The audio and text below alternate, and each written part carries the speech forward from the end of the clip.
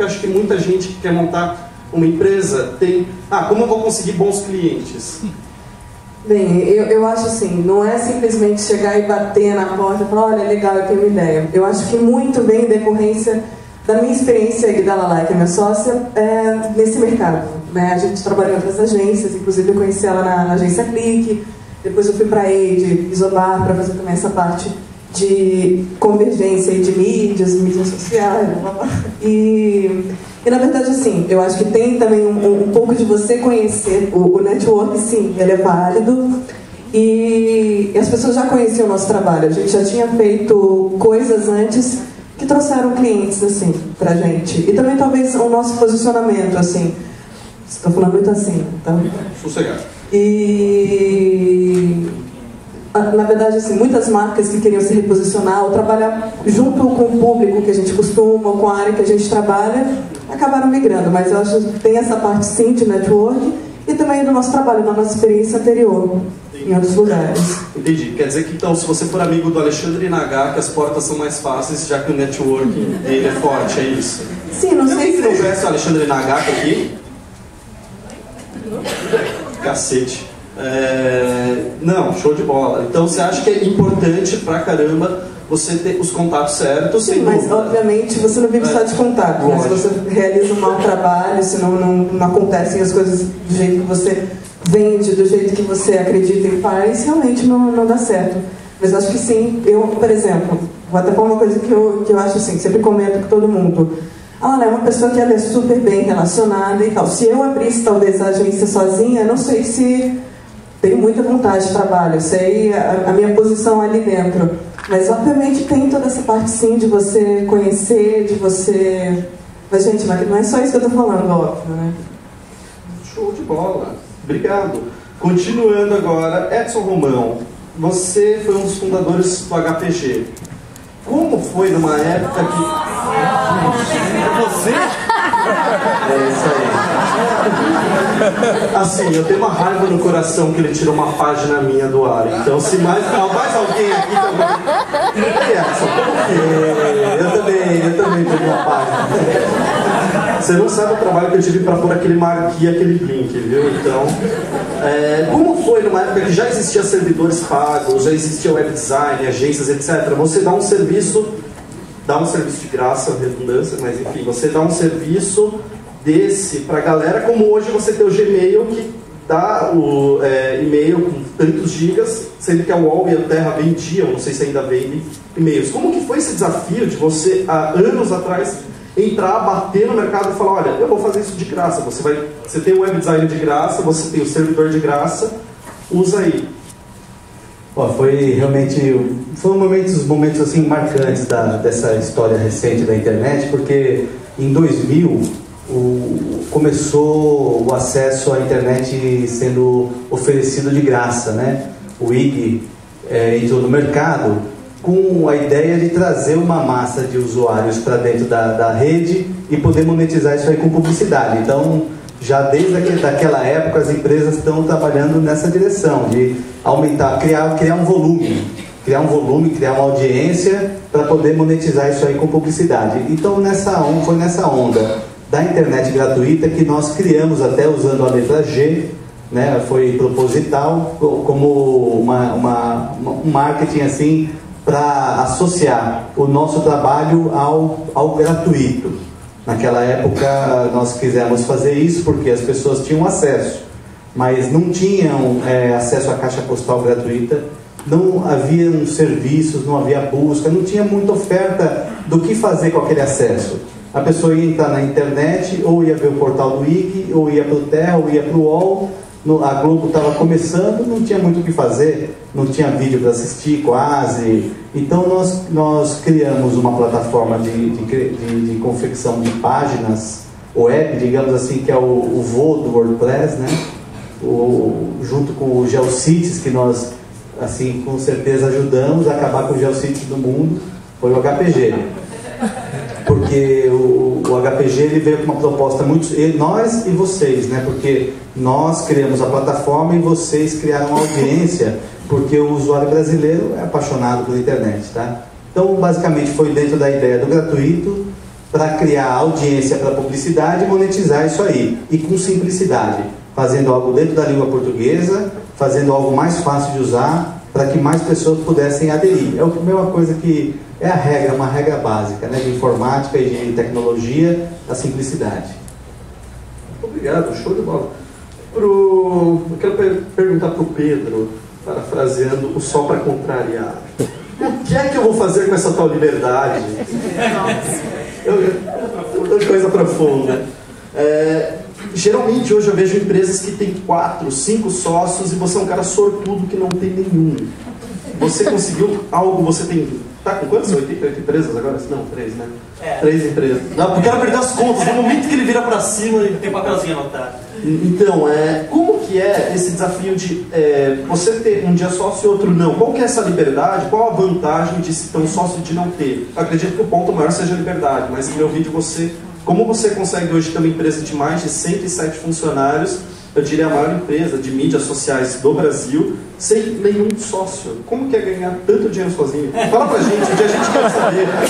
Eu também queria saber, você vai pagar parte de ganhar dinheiro, você me conta, mas assim, o que eu posso dizer é que eu estava até conversando com o referido da H aqui fora, que assim, eu acho que depois que eu morrer vai ficar chegando e-mail 6 meses ainda, porque assim, é muita coisa, é muita informação que você tem que lidar. Mas assim, o meu fato de eu estar sozinho hoje, assim, eu já tive um sócio, eu já tive essa experiência, na verdade eu tive uma experiência que não foi muito boa e eu acabei chegando no entendimento com ele.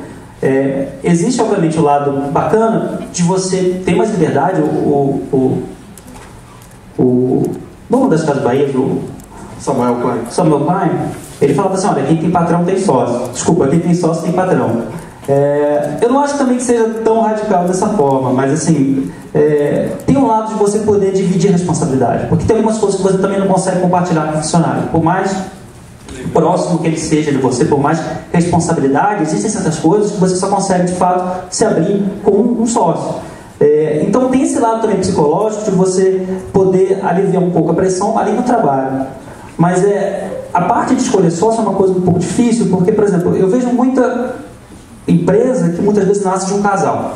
Aí você pensa, bem, tudo bem, ok, ótimo, agora está tudo lindo, mas imagina quando o casal brigar. Você tem, por exemplo, a Cisco, que é uma das maiores fabricantes de roteadores, a maior do mundo, uma das maiores empresas do mundo, foi fundada por um casal que depois se separou e obviamente a empresa foi super bem sucedida. Mas essa é uma exceção, assim. Então você tem, na verdade, procurar um equilíbrio entre você tem uma pessoa em que você confie, mas ao mesmo tempo, assim, se você fizer uma sociedade com um amigo, você tem um lado emocional, e aí, obviamente, se você fizer com um parceiro, existe um lado emocional que pode atrapalhar o negócio. Então, o processo de buscar um sócio não é muito fácil. Vocês têm que pensar bem antes de escolher quem é que vai ser essa pessoa, porque de um lado tem que ser alguém que vocês confiem, mas do outro lado também não pode ter um movimento emocional muito forte, que muitas vezes vai brigar com o lado profissional, que vai estar no dia a dia. E assim, trabalho, divisão de responsabilidade, um prato cheio para você nascer conflito, né? Para você criar conflito. Então, assim, hoje em dia eu tenho que trabalhar mais, assim, eu tenho consciência disso, trabalho bastante, mas assim, se eu pudesse hoje em dia encontrar um bom sócio, eu te diria que eu toparia mudar esse processo. Mas assim, nem sempre você também escolhe para o que você quer fazer e o que você vai fazer. Comigo aconteceu assim, graças a Deus, estou conseguindo tocar tudo da minha forma. Você não tem mais sócio, isso aconteceu de forma natural ou é algo que a gente vai descobrir em alguma manchete policial, essa desfeita? Eu já cuidei disso, assim, tá bem resolvido. Não, mas o fato é assim, pensem bem antes de escolher quem é que vai dividir o dia a dia profissional com vocês, porque assim, sociedade poderia ser comparada totalmente a um relacionamento, ou não? Você... É pior. Que é aquela coisa que quando você tá junto é amor, lindinho, quando termina é vagabunda pra baixo, ninguém olha pra cara de ninguém, os funcionários que se lascam. Seria pior, você acha, que um relacionamento? Assim, é diferente porque assim, o componente racional, quando ele se junta ao componente emocional, dá problema. Porque assim, você tem que saber separar as coisas. Você dividir a responsabilidade, você tem alguém que você confia, ao mesmo tempo que você não vai se envolver emocionalmente, é algo difícil. Então manter esse equilíbrio é algo complicado. Mas enfim, assim, vem de experiência, assim como tudo vem de tentativa e erro. Claro. Né? Perfeito, obrigado. Agora para o meu querido Guilherme Valadares aqui. Para o Guilherme não, para ele não foi ainda. Está até meio desolado aqui, quietinho, vamos lá. Guilherme, hoje eu vou usar a palavra que você odeia, mas você tem um dos maiores blogs do Brasil, /portal. E eu queria saber, você acredita que blog tem que ser tratado como uma empresa? E mais do que isso, as pessoas que vêm querem saber como fazer um blog, etc., elas têm estrutura para pensar em algo tão grandioso dentro de um planejamento, algo sério? Porque blog, querendo ou não, em termos, ela pode ser uma empresa que você tem todo um planejamento, você tem que pôr post, se você vai cobrar, você tem que ter uma estrutura interna, etc. Você acha que as pessoas estão preparadas quando vem um evento? Quero fazer um blog e quero ganhar dinheiro, que geralmente vem acompanhado desse segundo ponto, ganhar dinheiro. Você acha que as pessoas estão preparadas para esse crescimento, como foi do Papo de Homem, de hoje ser uma empresa, tá lucrando, ter funcionários, etc.? Vou começar fatiando a sua pergunta, porque tem muitos pontos distintos aí, tem muita coisa na mesma bacia. Indo no mais fácil, quando você pergunta se blog pode ser empresa. Qualquer coisa pode ser empresa. Está respondido. Indo adiante, você perguntou se as pessoas que trabalham com... Vou voltar um pouquinho sobre o formato. Você falou que eu odeio o blog, sim, eu não gosto muito disso. Você referiu ao Papo de Homem hoje como blog, já fomos blog. Hoje a gente salva verdadeiramente um portal, mas é uma questão interessante sobre o formato, porque eu não acho também que seríamos um portal, acho que a gente está mais próximo de um híbrido. A gente tem elementos de blog, a gente tem elementos de uma revista online, elementos de portal, e compartilhando algo interessante, a gente fez mudança de blog para portal em termos de posicionamento de negócio muito por conta de agências, que a vinculação de mídia, a negociação de mídia tende a deixar blogs em segundo plano, tende a usar esses caras como locais que vão receber kits, prêmios e uma série de ações que não geram o fluxo de capital necessário para se manter uma operação mais complexa, que é de uma plataforma produtora de conteúdo. Então, esse foi o principal motivo de deixar o nome blog para trás.